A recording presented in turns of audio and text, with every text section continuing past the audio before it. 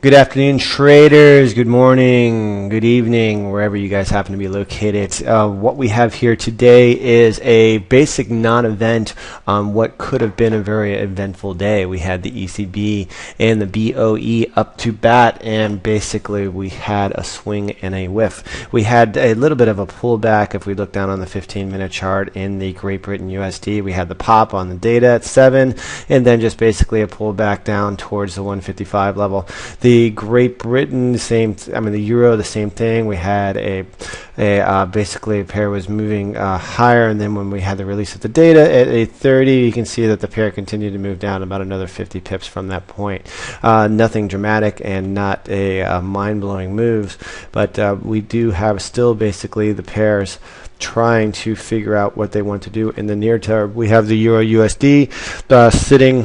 I hate when I go in the daily chart. Every time I have to do this, drives me nuts. Why doesn't it just go back to where you were before? You know what I'm saying?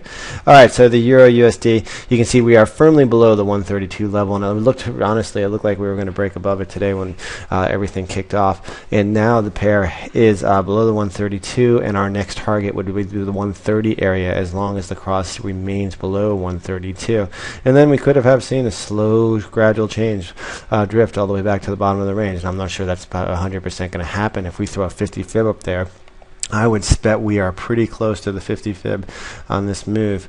We're right about there, 131 to 131. It looks like it's 131.18, and the cross is at 131.19. So we could have buyers coming in at that point, acting as support at that level. Not 100% sure, but as I said yesterday, below this 132, I will favor moves down lower in all the euro crosses, actually it would be a move higher in those pairs, but I would favor a move down lower or a weakening of the euro and the euro New Zealand, euro JPY, and euro odd. And the Great Britain, same thing. This pair can't seem to decide exactly what it wants to do.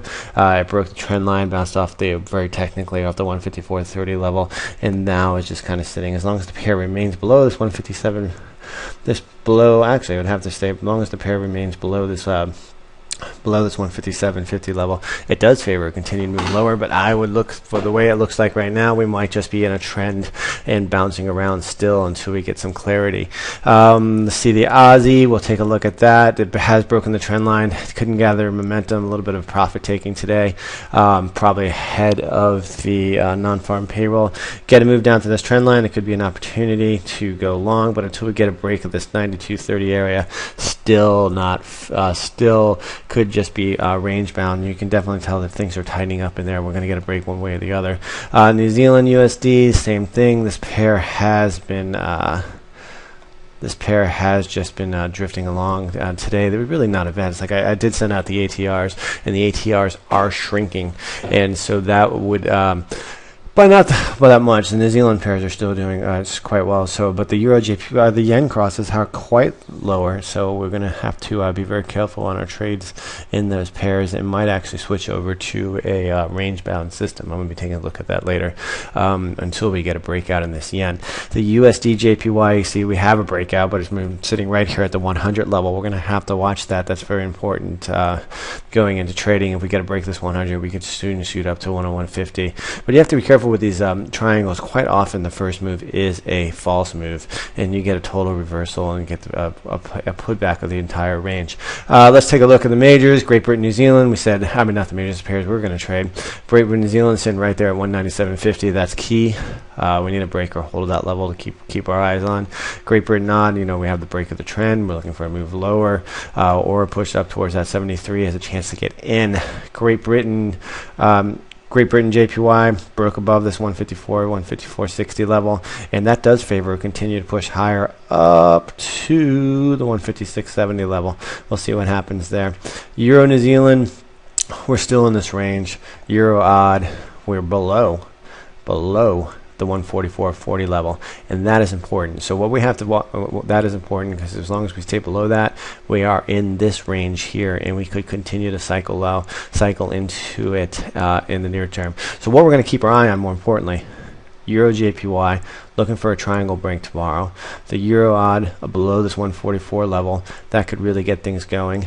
The JPY above this or fighting at this 100 level, and we're going to watch the euro sitting right up here below 132, and the Oz to see how we get on this these trend lines, and the Great Britain Oz below that. I know I went through that quick, but I'll go in a little more detail. I'll put it out on the Twitter feed, and hopefully we'll get some trades. I mean, it's going a little bit stir crazy here.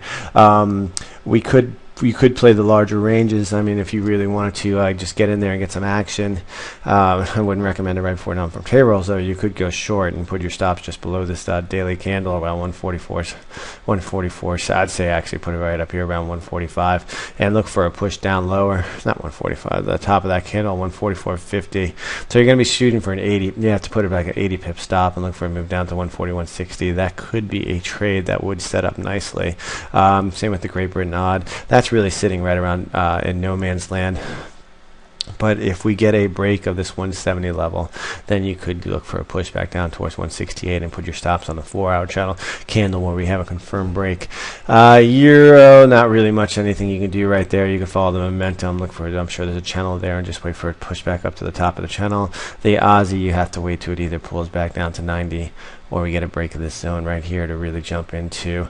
And the Euro JPY, we're looking for a break of the range, but keep an eye on this. This is the one that I'm very interested in, the 144.40 level. We could get some price action there tomorrow. All right, guys. If we want to jump into the 15-minute trades, I could just say if we had jumped into all of them, we'll just look at one. I'm not going to go through every one with you guys. If we had jumped in these things before we had the release of the data, it would have been a bloodbath. That's why on these days, unfortunately, you have to wait for the data. We would have had an initial buy in here at 144.35. I would have closed, let's see, 144.45. Looks like you made it up about 20 pips. Then we have a close here right at break even. You'd have the second half. You would have got spanked on the data, and I'm sure I can go right through all of those. That's why it's very difficult to trade on these days when we have significant data before we actually get it. Sure, you would have been the same thing, 167.61, closed down half right about here, which is maybe 10 pips down, and then once again you would have been spanked right before the data.